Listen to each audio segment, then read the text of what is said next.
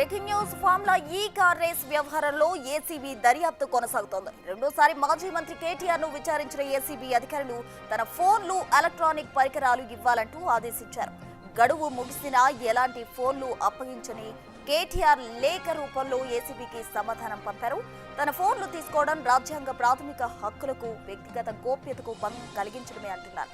ఈ లేఖలో సుప్రీంకోర్టు తీర్పులు కూడా ప్రస్తావించారు. కేటీఆర్ రాసిన లేఖపై ఇప్పుడు ఏసీబీ ఎలా రియాక్ట్ అవుతుందనేది ఇంట్రెస్టింగ్ గా మారింది.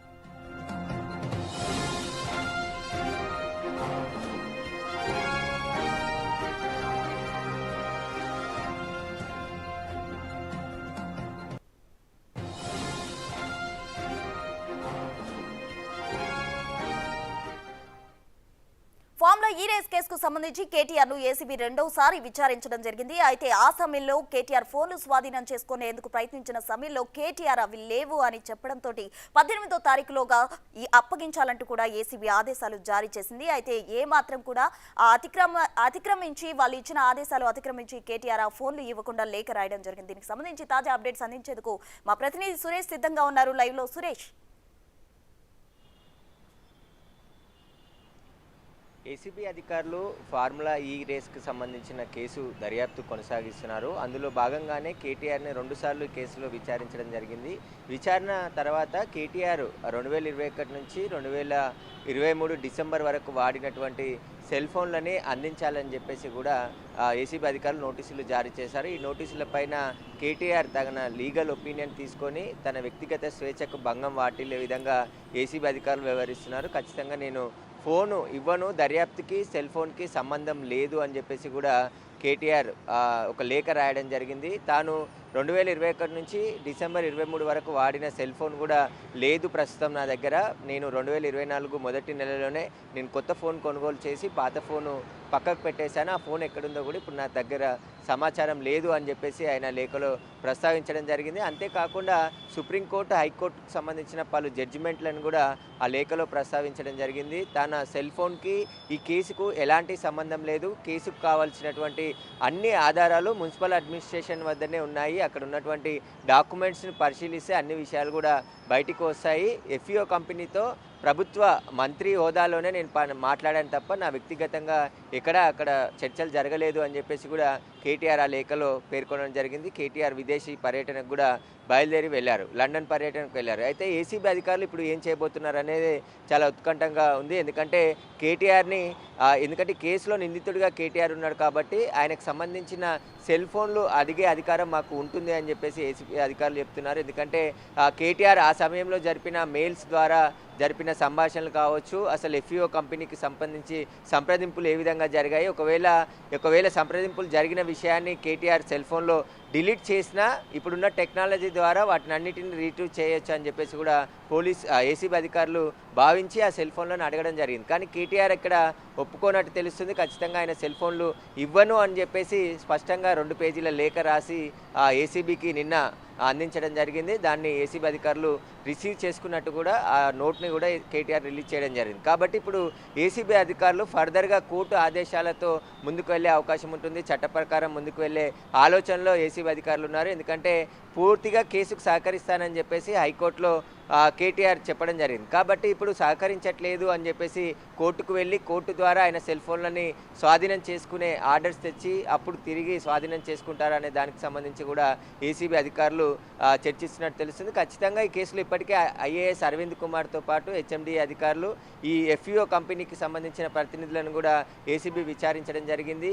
పూర్తి ఆధారాలు సేకరించి 55 కోట్లు ప్రజాధనాన్ని దుర్వినియోగం చేశాడు మంత్రి హోదాలో ఉండి కేటీఆర్ అని చెప్పేసి కూడా ఏసీబీ కేసు నమోదు చేసింది. క్యాబినెట్ అప్రూవల్ లేకుండా ఏకపక్షంగా నిర్ణయం తీసుకొని రేస్ నిర్వహించక ముందుగానే వారికి డబ్బులు చెల్లించారు. అది కూడా ఆర్బీఐ రూల్స్కు విరుద్ధంగా చెల్లించడంతో ట్యాక్స్ కూడా పడింది, పెనాల్టీ కట్టాల్సి వచ్చింది హెచ్ఎండిఏ అని చెప్పేసి కూడా ఫిర్యాదులో దానకిషోర్ పేర్కొనడం జరిగింది. ఇప్పటికే దానకిషోర్ నుంచి ఆ స్టేట్మెంట్ కూడా ఏసీబీ అధికారులు తీసుకోవడం జరిగింది. అప్పుడు ఎలాంటి అగ్రిమెంట్లు జరిగాయి, స్పాన్సర్స్ ఏ విధంగా ముందుకు వచ్చారు, ఆ తర్వాత వైదొలగడానికి గల కారణాలు ఏంటి, మొదటి విడత రేస్ నిర్వహించినప్పుడు స్పాన్సర్స్ వచ్చినప్పుడు రెండో విడత గ్రీన్కో కంపెనీ ఎందుకు వైదొలిగింది, ఎందుకంటే ఇది మొత్తం స్పాన్సర్షిప్తో నిర్వహిస్తామని చెప్పేసి కూడా మొదట అగ్రిమెంట్ చేసుకున్నప్పటికీ కూడా ఆ అగ్రిమెంట్ పక్కన పెట్టి మళ్ళీ కొత్త అగ్రిమెంట్ ఎందుకు చేయాల్సి వచ్చింది, వీటన్నిటికీ సంబంధించి ఎందుకంటే విదేశీ సంస్థకు డబ్బులు బదిలీ చేయాలంటే ఖచ్చితంగా రిజర్వ్ బ్యాంక్ ఆఫ్ ఇండియాకి సంబంధించిన గైడ్ లైన్స్ ఖచ్చితంగా పాటించాల్సి ఉంటుంది. ఆ గైడ్ లైన్స్ ఎందుకు పాటించలేదు, అవి హడావుడిగా, ఎందుకంటే గత ఎన్నికల సమయంలో హడావుడిగా డబ్బులు బదిలీ చేయడం జరిగింది. దీని వెనకాల కుట్రకోణం దురుద్దేశం ఉంది కాబట్టే ఇలా బదిలీ చేశారని చెప్పేసి కూడా ఇప్పుడు ఏసీబీ దర్యాప్తు చేస్తుంది. కాబట్టి ఏసీబీ దర్యాప్తులో ముందుకెళ్తుంది, చాలా స్పీడ్గా ఈ కేసు దర్యాప్తు చేస్తుంది. సంబంధించిన అధికారులు ఎవరైతే ఎఫ్ఈఓ కంపెనీ ప్రతినిధులు అందరికి సంబంధించిన స్టేట్మెంట్ను రికార్డ్ చేసింది.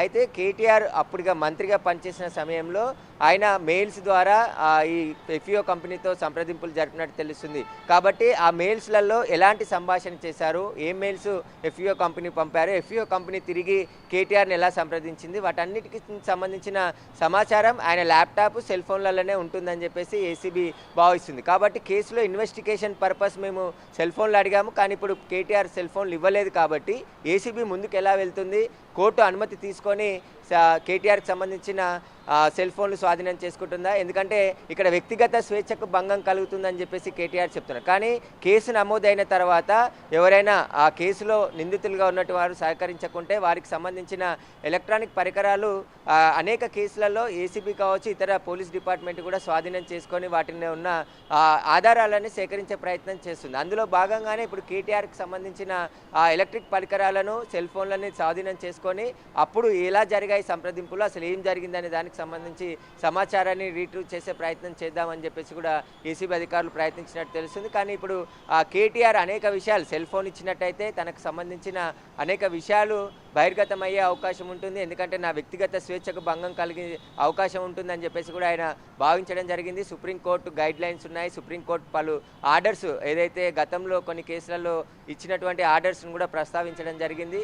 తన లీగల్ ఒపీనియన్ సంబంధించి టీం కూడా ఎట్టి పరిస్థితుల్లో సెల్ ఫోన్స్ ఇచ్చే ప్రసక్తే లేదు, ఇవ్వద్దు అని చెప్పేసి చెప్పినట్టు ఆ మేరకే కేటీఆర్ ఈ నిర్ణయం తీసుకున్నారని చెప్పేసి కూడా ఆ లెటర్లో పేర్కొన్నారు. కాబట్టి ఇప్పుడు ఏసీబీ అధికారులు ఎలా ముందుకు వెళ్తారు, ఈ ఎఫ్ఈఓ కంపెనీకి సంబంధించిన ఇచ్చిన సమాచారంతోనే కేటీఆర్ సెల్ ఫోన్లు తీసుకునే ప్రయత్నం ఏసీబీ అధికారులు చేశారు.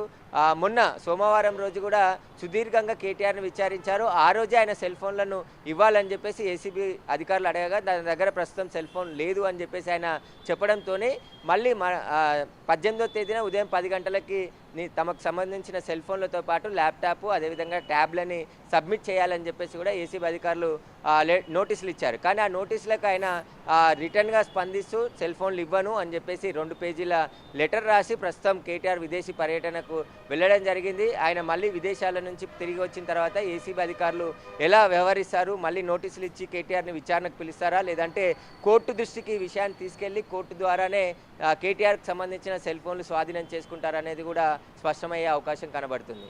Right, thank you Suresh.